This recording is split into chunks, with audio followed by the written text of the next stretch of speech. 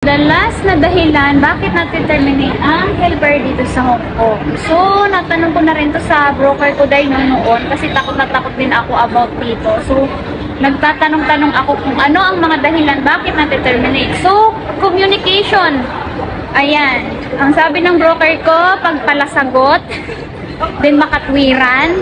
Ayan, kung kunting bagay lang naman, pagbigyan nyo na, ano ko na lang, kumbaga, ganun ako kasi before, di ba, yung about sa phone, na one time, nung lumipat kami ng bahay, wala pa kaming telephone sa bahay nun. Akala ko okay lang na gumamit ng phone. Hindi naman gumamit. Kasi, nagme-message siya sa akin. So, nilabas ko lang yung phone ko, hindi ko sinilent. So, tumatawag, nagme-message siya. Pagtulog yung alaga ko, syempre hindi naka-silent yung phone ko, nagre-ring, so nagigising. So, pangalawang araw, doon niya ako sinita.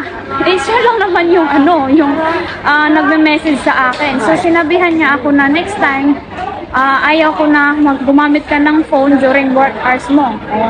Kung tutuusin, pwede ka naman mga twiran, pero hindi na lang.